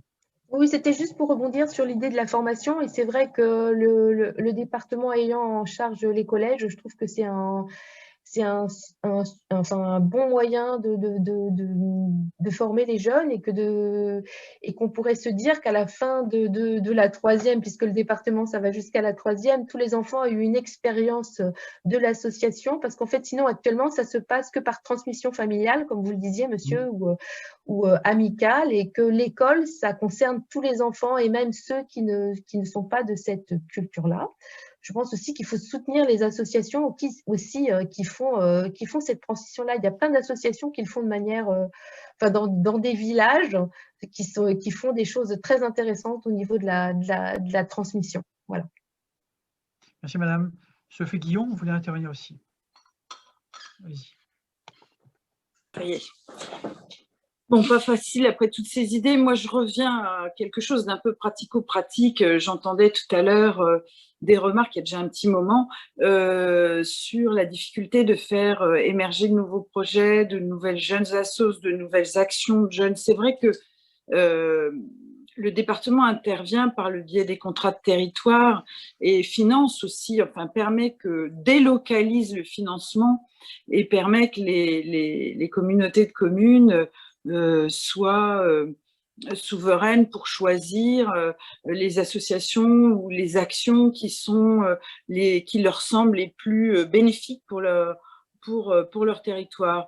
Mais en même temps, ça fait 6 ans que j'y assiste et je m'aperçois qu'il y a quand même beaucoup de projets qui sont récurrents et que c'est vrai qu'il y a une difficulté à faire émerger de nouvelles attentes, de nouveaux projets. Et c'est un petit peu pour ça que dans le groupe qui s'est constitué, on avait réfléchi à faire un audit pour pouvoir mesurer si effectivement le subventionnement n'est pas récurrent vers certaines actions, s'il est bien lisse au niveau des territoires, c'est-à-dire que, alors effectivement, moi j'entends beaucoup, je vous entends tous, par exemple, je vais aborder un deuxième sujet après que vous n'évoquez pas à Rennes, mais que nous, on vit parfois un petit peu loin de Rennes. Bref, faire un audit pour faire un petit point de tout ça, et puis un petit point aussi avec les associations après cet épisode de crise sanitaire. Et le deuxième sujet pratico-pratique, c'est l'information et la simplification, parce que pour répondre aux appels téléphoniques des uns et des autres, je m'aperçois que, et je pense que je ne suis pas la seule, certaines petites associations n'ont aucune idée en fait de la manière dont comment le département pourrait les aider, à qui s'adresser. Je pense à une association là que j'ai vue émerger tout doucement de théâtre dans les jardins, et son président m'a appelé et il avait l'idée de faire une demande de subvention en mairie, mais il n'avait pas du tout l'idée que le département pourrait l'aider.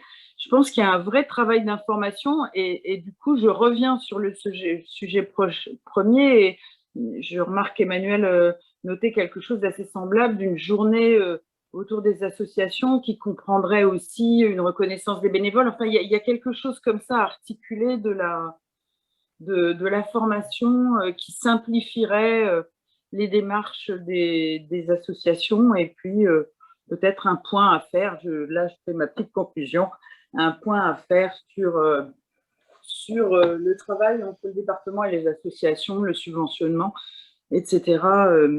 Après cette crise Covid. Merci. Merci madame. Est-ce qu'il y a d'autres interventions sur ce sujet? D'autres sujets, on aborde beaucoup de sujets, il y a beaucoup de choses, effectivement, l'engagement des jeunes, l'événementiel. Thierry Fauchou, tout à l'heure, vous ne vous êtes pas présenté, je vous laisse vous présenter puis poser votre question ou intervention. Je vous laisse la parole. Vous m'entendez là? Oui, oui. D'accord, excusez-moi parce que j'ai eu des petits problèmes techniques, donc je n'ai pas la vidéo qui marche. Et je ne vous ai pas entendu, j'ai raté le début, je n'avais pas de son. Donc Thierry Fauchou, je suis adjoint à la vie associative et au sport dans une commune de Béton, 12 000 habitants proche de Rennes. Comme beaucoup de communes et de villes en Bretagne, notre ville a fait le choix effectivement d'accompagner et de soutenir les associations. Et ma question sera la suivante, c'est comment ne pourrait-on pas envisager une complémentarité d'action entre les départements et les villes, notamment dans l'accompagnement des associations, pour éviter en fait les empilages et pour éviter qu'il y a plein d'associations qu'on ne voit très peu, alors que nous on voit en proximité dans les villes, mais sans doute peut-être pas qui vont jusqu'au département. Qu'est-ce qu'on pourrait imaginer comme mécanique qui permettrait effectivement cette complémentarité d'action et d'être le relais en fait des politiques des uns et des autres, et notamment du département dans les villes? Alors, les relations entre département et collectivité. Voilà, quelle proposition? Alors, qui veut intervenir? Donc, je vois une petite main. Alors, si vous pouvez faire court, Emmanuel Rousset, ça serait bien, que vous avez beaucoup parlé, d'accord? Je passe la consigne. C'est pas de ma faute si on fait plein de choses formidables. Alors, c'est pour ça que c'est vrai que c'est important de travailler à la subsidiarité. On le voit bien que c'est pas toujours facile. Le choix qui a été fait au département, mais qui peut se penser un petit peu mieux sûrement, c'est la question de la délégation aux communautés de communes ou d'agglos, ou voilà, aux EPCI par les contrats de territoire, pour que ça soit aussi à l'échelle locale que puisse se réfléchir à la question du soutien à la vie associative avec le financement du département, mais qui ne vient pas en direct, qui passe par les collectivités. Alors, c'est vrai que sur la métropole, ce n'est pas tout à fait le même cadre du contrat de territoire. Donc, ça veut dire qu'il y a aussi là peut-être quelque chose à inventer à l'échelle de la métropole pour que les relations département, métropole et communes de la métropole soient un petit peu différents.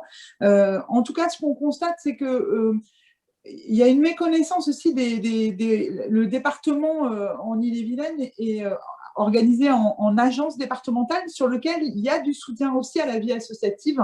Et c'est souvent un guichet d'entrée, l'agence départementale, où on peut trouver sur les questions de sport, de développement local, d'action sociale, un certain nombre de soutiens.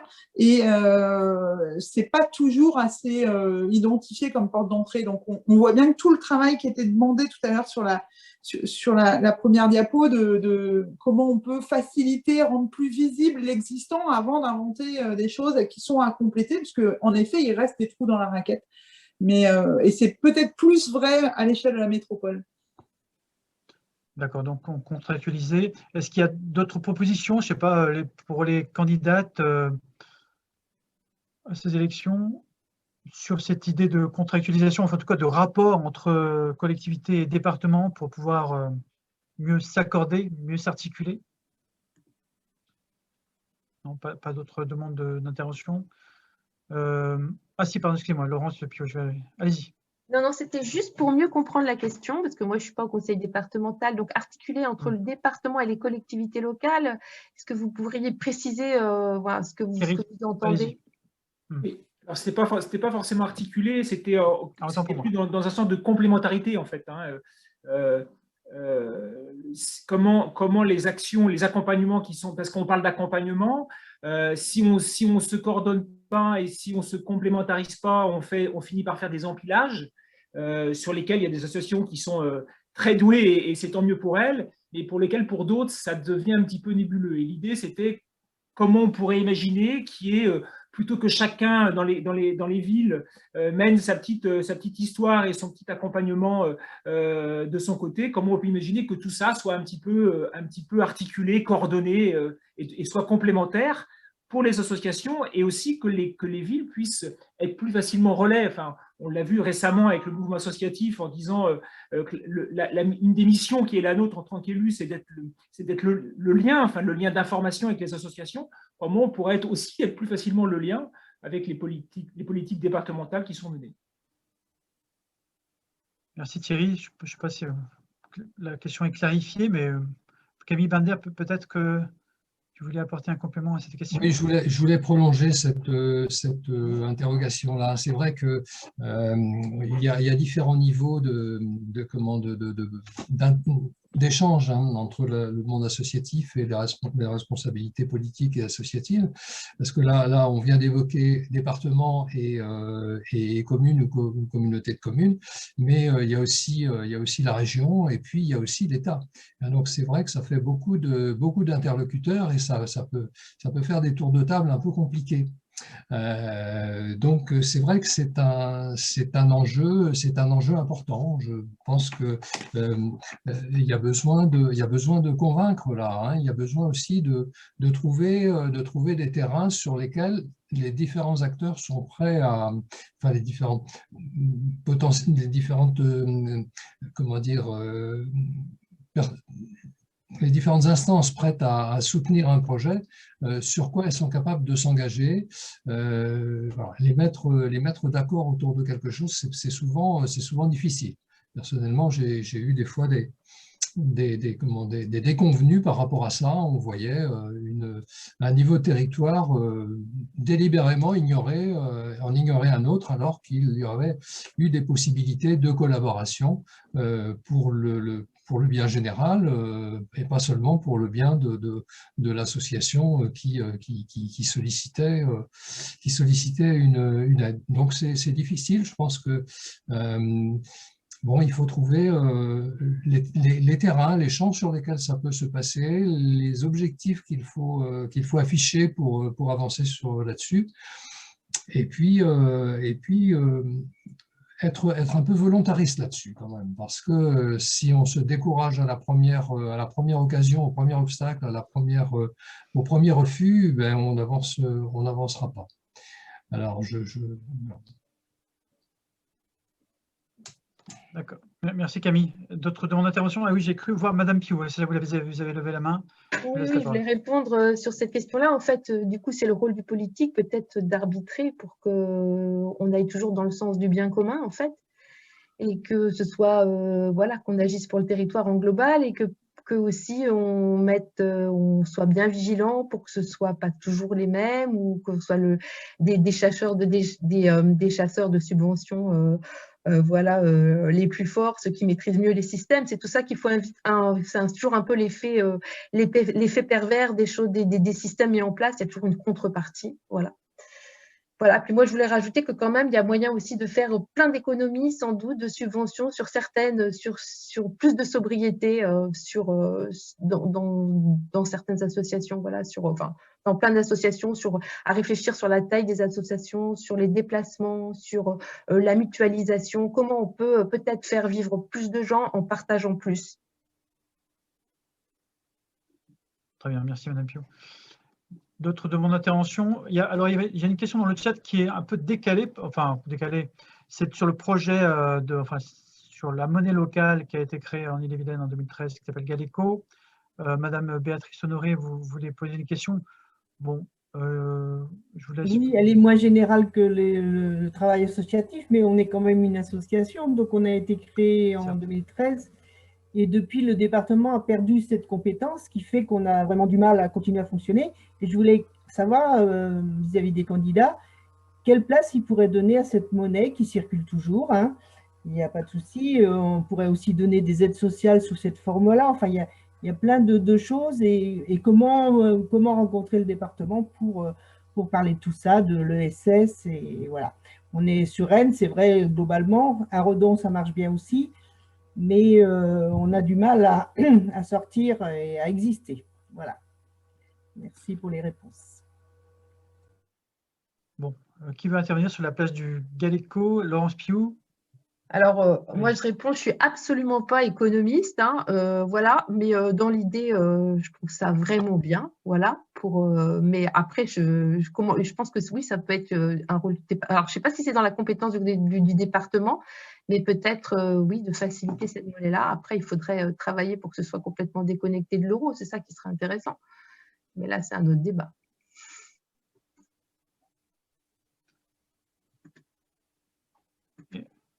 Hop. Je ne sais pas qui veut parler du Galeco. Enfin, vous savez, il y a plusieurs monnaies qui existent en Bretagne et il y a un projet de monnaie régionale. On en a fait allusion tout à l'heure. Bon, voilà, il y a une question. Juste peut-être en un mot, même si le Galeco est aujourd'hui soutenu par le département sur la dynamique associative, sur le fait en fait de dire c'est un outil d'éducation à l'argent et au lien au territoire, et comme c'est une dynamique citoyenne d'habitants, c'est à ce titre-là, puisqu'il n'y a plus de compétences économiques dans les départements depuis la loi NOTRe, mais oui, c'est un outil formidable de développement local, d'engagement citoyen, voilà. Après, c'est pas simple. Merci Emmanuel Rousset. Est-ce qu'il y a d'autres questions à poser aux candidats? Pascal Petit? Oui, je trouve qu'on arrive à un moment intéressant de la discussion là, parce que on s'est interrogé sur les échelles les différentes échelles de réflexion, hein, et on voit bien que la grosse difficulté, mais ça concerne les collectivités locales, mais ça concerne aussi le monde associatif, hein, c'est de savoir comment on arrive à avoir une pensée qui soit pas une pensée en silo, parce que chacun, pour l'instant, a tendance à penser dans son domaine d'action, avec ses répertoires particuliers, etc. Et c'est extrêmement difficile de saisir l'intérêt commun avec du global au local. Or, on voit qu'on est dans un monde où il va falloir absolument être capable de réfléchir de cette manière-là, c'est-à-dire de voir comment on peut organiser les transitions démocratiques, les transitions écologiques, les transitions économiques. Et la seule manière d'y arriver, c'est de pouvoir effectivement articuler le local avec le global. Je trouve que l'idée de la monnaie, là, je ne la connais pas, cette monnaie-là, hein, mais on voit bien que c'est un outil vraiment très pertinent et très puissant, la monnaie, si effectivement elle est capable d'irriguer tout un territoire et de faire en sorte qu'on sorte des logiques qui sont les logiques ordinaires de monnaie, où on prête contre un intérêt, où on thésaurise, etc. Là, on voit bien que l'idée de la monnaie locale, c'est au contraire de faire en sorte que les flux soient les plus rapides possibles, qu'on ne gagne pas d'argent, mais que cet outil soit une manière de pouvoir développer un certain type d'économie circulaire, un certain dynamique d'agriculture, etc. Donc, là, dès lors qu'on commence à penser comme ça, on voit bien qu'on ne peut plus raisonner en silo, on ne peut plus raisonner chacun dans son domaine. Il y a l'obligation de s'ouvrir. Et je pense qu'il va falloir trouver une ingénierie particulière pour, à la fois dans les collectivités locales et à la fois dans le monde associatif, nous, on est confrontés aussi à ça, hein, au mouvement associatif, pour faire en sorte qu'il y ait la prise de conscience qu'il y a à la fois un niveau local, un niveau global, et que l'articulation des deux est indispensable. Merci Pascal. Je ne sais pas si vous souhaitez réagir aux propos de Pascal? Non. Très bien. Emmanuel. Après, je sais que je parle un peu plus, mais la difficulté, c'est que c'est des sujets quand même passionnants. Et c'est la question de l'approche du développement local et territorial. Le département, il a deux grandes compétences, les solidarités humaines et les solidarités territoriales. Quand on lit les deux, on fait du développement local sur nos territoires à partir des gens qui vivent là, des forces qui sont inscrites sur ces territoires-là. Et c'est comme ça qu'on peut vraiment avoir des transitions importantes. Et les associations, dans ce cadre-là, ont toute leur place, comme on leur place les collectivités, comme on leur place l'économique, etc., etc. Et c'est l'approche qu'on essaye d'avoir et on souhaite passer encore un cap dans le mandat suivant, si on peut. C'est cette approche vraiment de comment on a une approche globale du territoire qui permet de mobiliser les énergies, et y compris celles qui nous gratouillent des fois parfois, parce que c'est celles qui sont vectrices de transformation. On l'a vu sur les cafés associatifs, par exemple, en milieu rural. Souvent, la collectivité en place, elle ne sait pas trop comment prendre ce groupe d'habitants qui se mobilisent autour de la reprise d'un lieu et comment, des fois, le département peut être facilitateur de cette démarche pour rassurer et faire ce lien-là en outillant aussi un peu en termes à la fois de financement, mais aussi de mutualisation et d'investissement. Donc, on voit bien qu'il faut qu'on change un peu nos paradigmes et c'est en cours pour mieux prendre en compte ces questions de dynamique collective locale. Merci Emmanuel Rousset. D'autres demandes d'intervention? Pascal? Oui, je voulais juste… Et je trouve que notre réflexion, là, tout de suite, là, elle renvoie à l'idée de co-construction. Qu'est-ce qu'on met derrière l'idée de co-construction, hein? Est-ce qu'on considère que quand on fait un appel à projet, on est dans la co-construction parce qu'une association a répondu et qu'on va faire un bout de chemin avec elle? Ou est-ce qu'il faut imaginer d'autres modalités de collaboration, de coopération? On peut parler d'appel à manifestation à intérêt. On peut imaginer aussi la création d'un conseil participatif de la vie associative. Il y a plein de formules qu'il faut inventer. Là, on voit bien qu'il ne faut pas rester sur les anciens rails. Il y a des choses nouvelles. Et profitons effectivement de l'urgence climatique, de l'urgence économique, de la crise sociale qui arrive pour inventer des choses vraiment nouvelles, totalement innovantes. Merci Pascal. Je vais donner une demande d'intervention de Camille Bindet, puis après je vous laisserai la parole à Madame Piou. Camille, avec ton micro, Camille.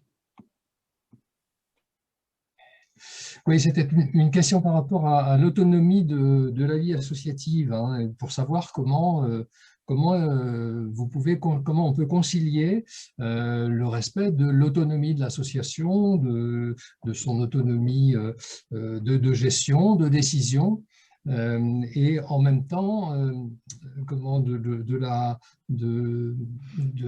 participer au fonctionnement, pour participer à la vie d'une association en lui apportant un soutien financier, tout en respectant son autonomie quant au discours qu'elle est capable de tenir, qu'elle a envie de tenir, qui n'est pas forcément aligné sur les options, les orientations ou les choix d'une collectivité. Donc voilà, deux sujets, co-construction de politique publique et autonomie du monde associatif. Laurence Piou, vous m'avez demandé la parole. Oui, je voulais juste rebondir sur l'idée de la co-construction. En fait, c'est un mouvement général, je trouve, dans la société d'horizontalité, enfin, dans la formation qui va, par exemple, avec Internet et tout ça. Et on voit bien que maintenant, on ne peut plus faire de la politique comme on faisait avant et que ça se construit avec les citoyens. Enfin, même si ce qui s'est passé, par exemple, avec la Convention citoyenne, c'est quand même, dans le final, un petit peu décevant par rapport à ce qui est mis en place. Mais on voit bien que si les citoyens informés… on peut produire des choses intéressantes et c'est ça qu'il faut développer pour donner la parole à chacun. Et je crois qu'à travers les associations, c'est vraiment un levier très important pour construire ça. On a déjà ça en fait. On a déjà par le biais des associations une possibilité de faire que le citoyen participe à la vie politique, que l'on ne pourra pas faire maintenant des démarches descendantes. Et en fait, plus on partira du territoire et de l'expérience de chacun, et pas que des experts, parce qu'on voit bien où les experts nous ont monté, et plus on pourra construire des choses intéressantes. et que de participer ensemble, ça permet aussi de comprendre il y a des choses à inventer pour qu'on puisse comprendre les tenants et les aboutissants d'un budget, que tout n'est pas possible et comment on fait ensemble. Alors, je dis pas que c'est facile, mais ça demande du temps et sans doute de l'investissement, de consacrer peut-être du budget à ça, en fait. Merci, Madame Piou. Est-ce qu'il y a d'autres demandes d'intervention sur ces sujets-là, qui sont des sujets importants, effectivement, sur lesquels on avance peu à peu, hein, co-construction de politique publique et en quelque sorte respect de l'autonomie des associations. Emmanuel? Oui, alors sur la question du respect de l'autonomie, pour moi, il est évident. C'est-à-dire qu'une collectivité, elle a un projet politique qu'elle met en œuvre. On a, nous, un projet politique de gauche, engagé, solidaire, mais elle rencontre à un moment le projet politique de l'association, et c'est à ce titre-là de la rencontre, en fait, de l'interaction entre un bout. Des fois, on n'a pas besoin d'être d'accord sur l'ensemble de nos points. Par contre, on va se trouver ensemble d'accord sur un point, et c'est ce point-là qui justifie le financement public, si bien sûr il y a garant d'intérêt général et territoire. Et donc, moi, par exemple, j'ai milité sur ma délégation pour qu'on sorte des logiques de siège de droit, par exemple.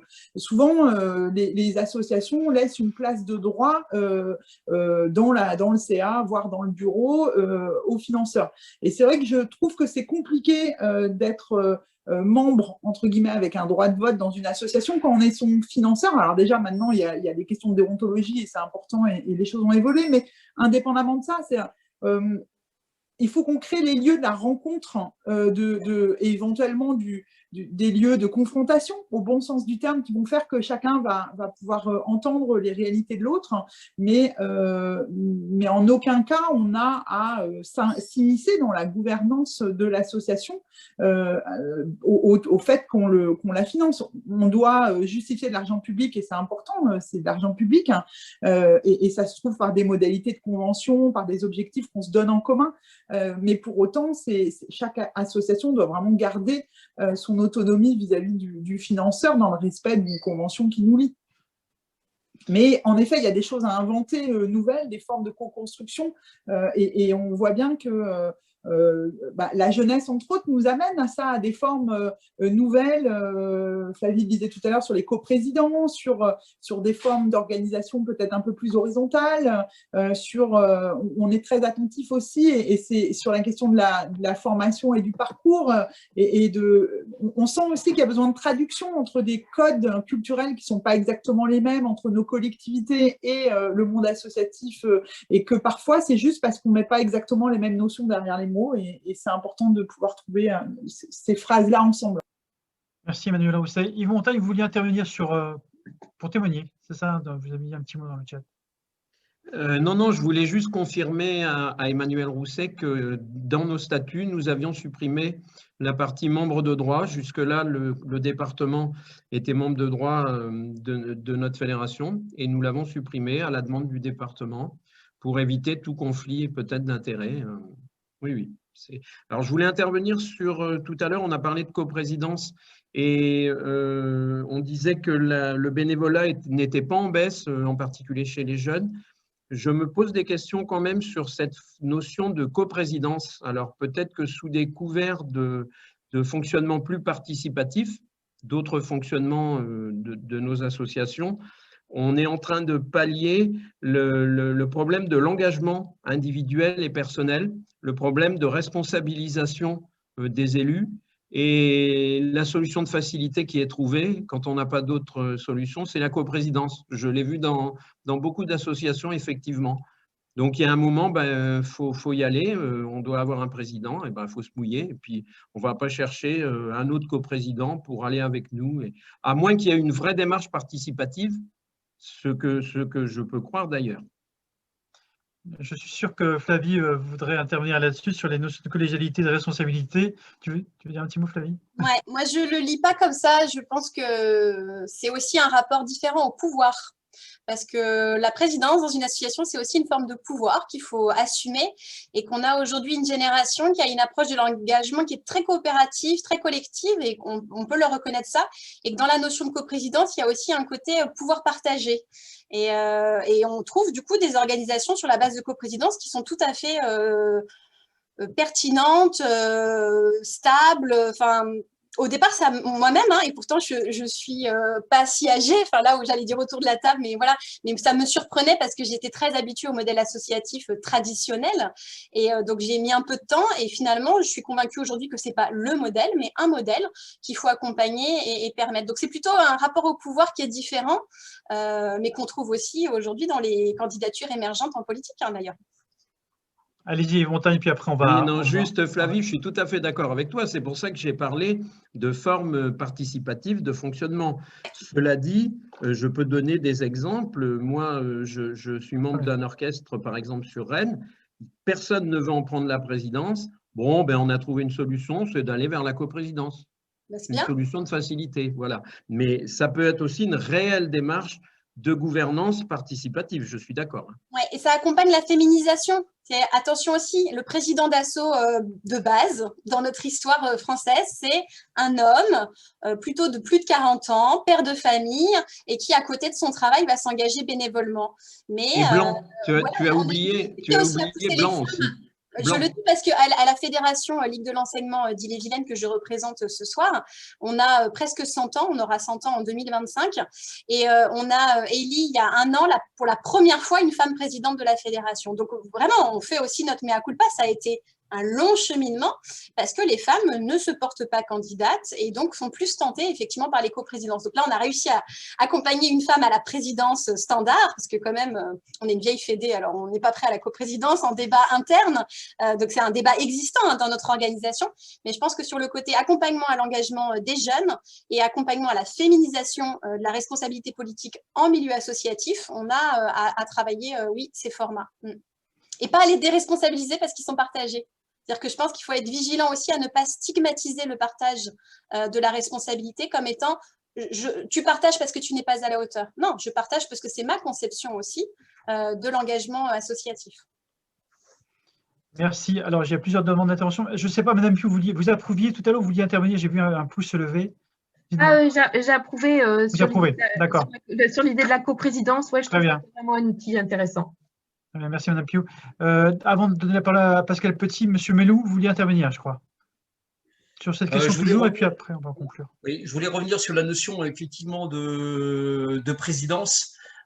Effectivement, les associations encore n'ont pas intégré que déjà, même dans les faits, s'il y a une structuration président, vice-président, etc., il faut vraiment qu'un responsable, donc président, présidente, dès qu'il est en place, doit tout de suite avoir son binôme pour d'abord faire en sorte qu'il soit au même niveau que lui sur tous les sujets au sein de l'association, et deuxièmement, pour préparer la suite. Il y a un exemple en fait qui sort un peu du domaine associatif, même s'il y est, c'est la jeune chambre économique. La jeune chambre économique, la structure, c'est le jour où vous êtes président, vous avez l'obligation déjà de choisir celui qui va se présenter l'année suivante. Et vous êtes élu sur 1 an. Donc, ça ne veut pas dire qu'effectivement dans le monde associatif, il faut changer tous les ans parce que ça peut être un petit peu compliqué. Donc aussi au niveau des… Juste une petite boutade, mais ça va beaucoup plus loin que ça. On parlait tout à l'heure effectivement des financeurs qui étaient membres de droit dans des conseils d'administration. Eh bien, de la même façon, nous préconisons que dans les statuts, au niveau du conseil d'administration, pour les droits de vote, ne peut voter qu'un administrateur qui est présent. C'est-à-dire qu'aujourd'hui, beaucoup d'associations souffrent du fait qu'on ne peut pas, excusez-moi l'expression, déboulonner en fait des personnes qui s'accrochent à leurs responsabilités et qui ne veulent pas les quitter. Et en fait, ce ne sont pas des personnes présentes au conseil d'administration ou à l'Assemblée générale qui sont en train de les élire. Ce sont des personnes qui ne sont pas là et qui donnent pouvoir à ceux qui veulent rester. Donc là aussi, il y a des petites choses à… Très bien, je vous remercie, M. Melou. Je vous coupe un peu parce qu'effectivement, on est parti dans un débat qui est très interne au monde associatif et on n'est plus à interpeller nos candidates qui ont vraiment, que je remercie encore d'être présentes ce soir. Je voudrais revenir un peu au débat puisqu'on arrive à la fin de nos rencontres, on va bientôt conclure. Pascal Petit, Si vous intervenez, enfin si tu interviens Pascal, s'il te plaît, recentre le débat. C'est très rapide, mais là encore, toi, je trouve que ce qu'on vient d'évoquer montre qu'il y a quand même un vrai problème de représentation politique sur comment on organise le pouvoir, comment on le fait vivre, ce pouvoir. Et on voit bien que là encore, il y a des représentations anciennes qui ont du mal à faire place à de nouvelles, etc.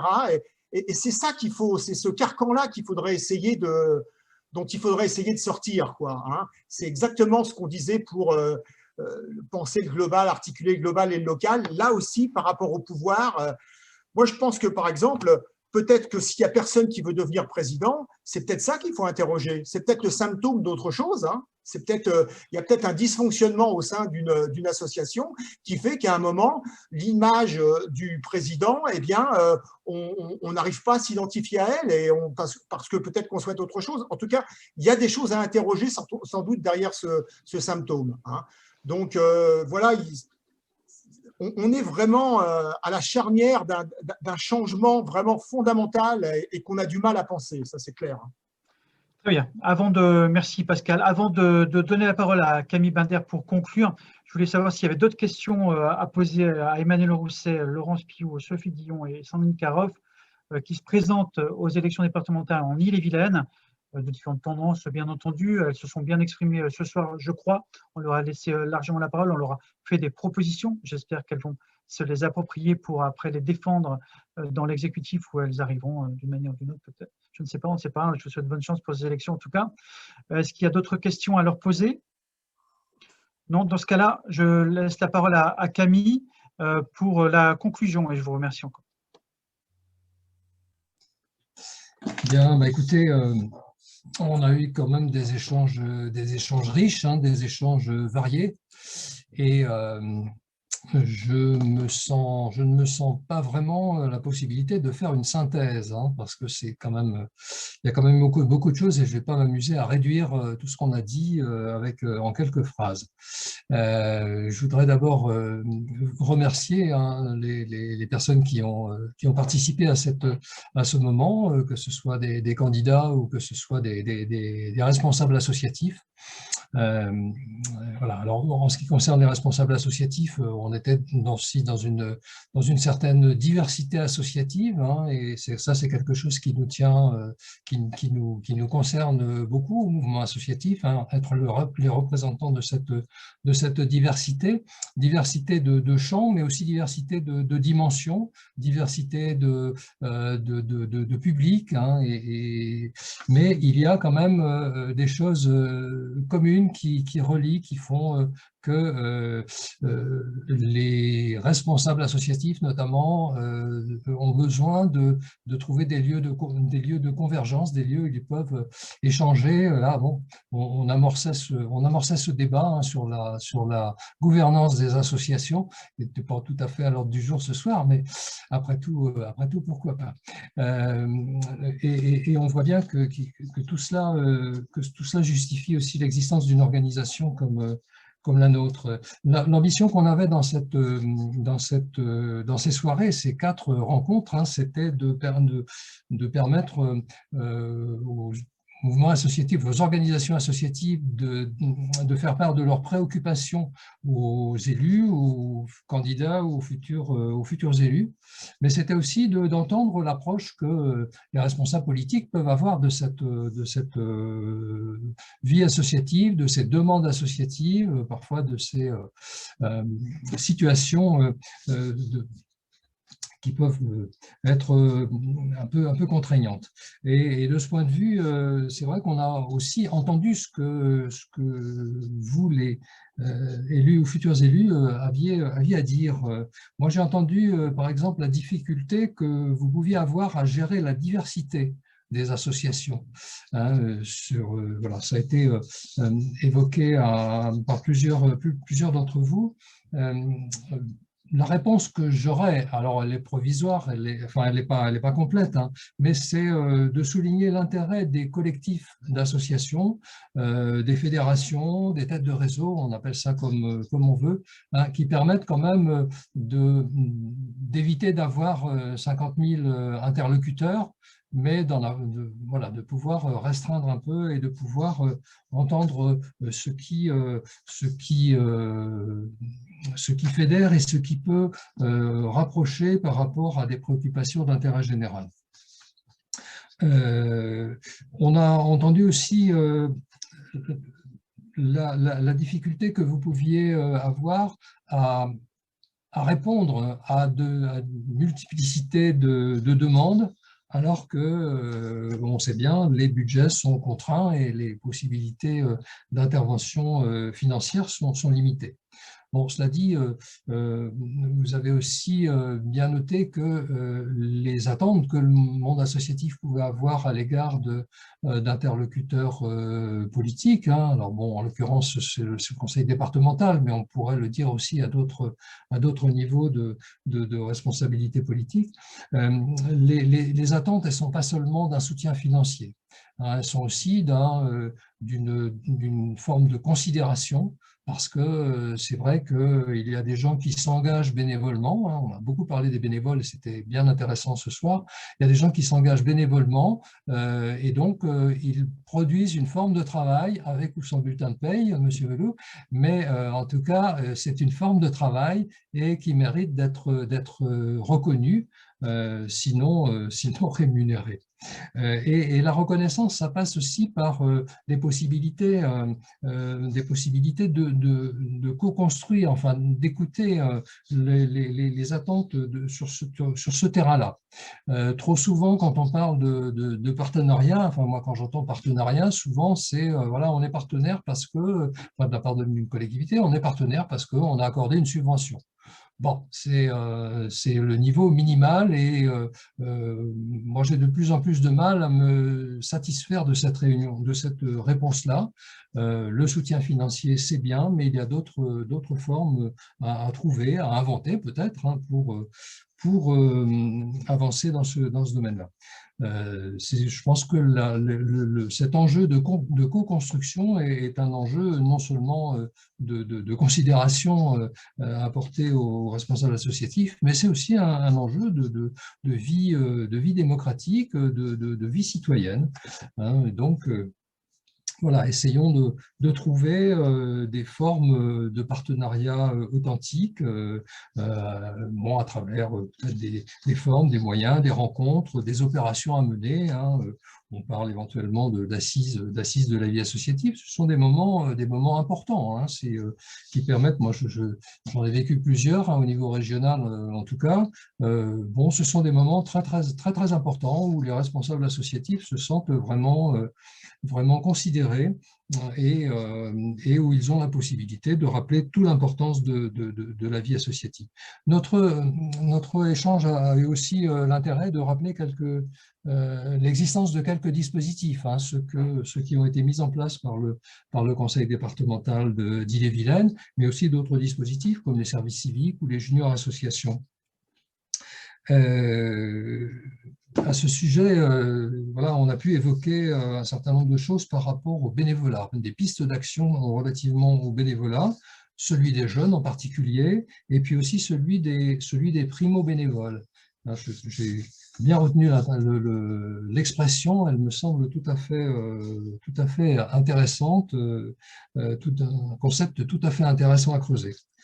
Ce qui est important pour le mouvement associatif, c'est aussi, alors j'ai déjà eu l'occasion de le dire, mais j'y reviens, c'est de reconnaître les associations non seulement pour ce qu'elles sont, mais aussi pour ce qu'elles font, qui est facile, hein, à repérer, mais aussi pour ce qu'elles sont.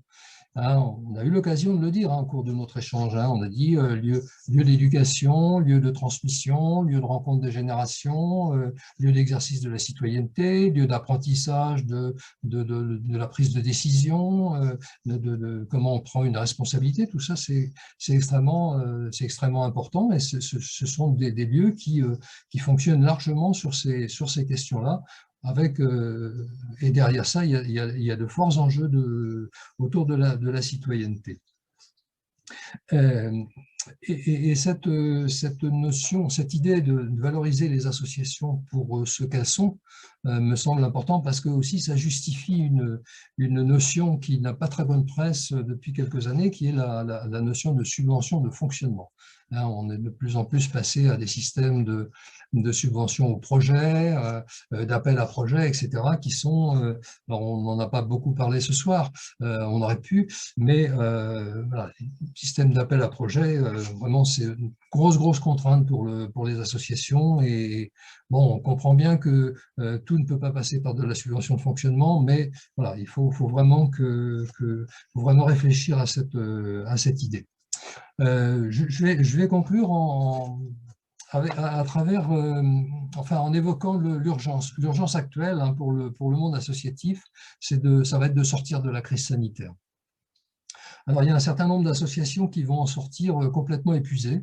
Ce sont les associations qui fonctionnent sur la solidarité, hein, sur l'humanitaire, qui, elles, sont sollicitées de manière très forte, très intense, très quotidienne par la situation actuelle.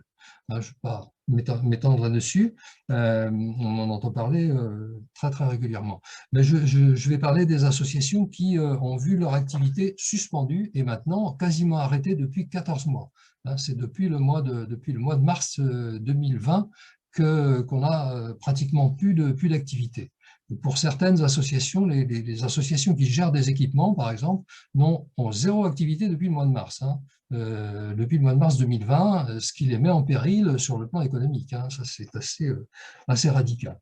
Mais même les associations d'éducation populaire, les associations sportives souffrent énormément de cette situation d'arrêt, se demandent parfois comment elles vont repartir, comment on va retrouver des bénévoles, comment on va retrouver des adhérents.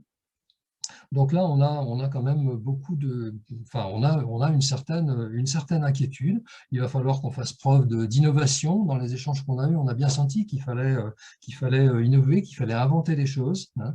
Mais là-dedans, par rapport à ça, une collectivité, me semble-t-il, peut apporter un soutien financier.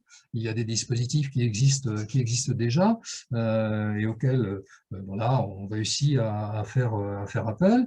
Mais il faut aussi passer par un soutien moral.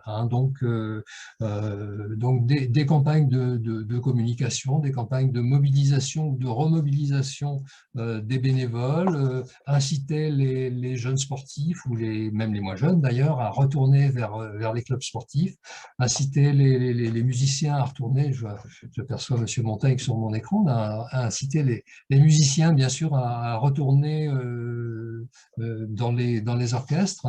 Donc, mais tout ça, ça ne va pas se faire tout seul. Je pense qu'il va falloir communiquer là-dessus. Et c'est vrai qu'on attend un peu les collectivités sur une aide à la communication dans ce domaine-là, ou sur une aide à d'autres dispositifs qui pourraient innover, qui pourraient être innovants, pour que nous puissions retrouver ce public et que, inversement, ce public et la collectivité puissent retrouver la diversité, la richesse et l'efficacité, d'une certaine manière, l'efficacité sociale de la vie des associations. Donc, voilà, je pense que nous allons pouvoir, que nous aurons certainement l'occasion de nous croiser dans les mois, dans les semaines, dans les trimestres qui viennent pour évoquer ces questions-là, qui sont peut-être à évoquer d'ailleurs avec les têtes de réseau, avec les organisations fédératives qui sont peut-être plus à même que d'autres d'imaginer ces campagnes d'information, de promotion et des manières un peu globales, un peu générales pour participer au retour vers les vies associatives. Voilà, bien, donc, encore une fois, merci pour votre contribution et au plaisir de vous revoir dans d'autres circonstances. Merci Camille, merci à toutes et à tous.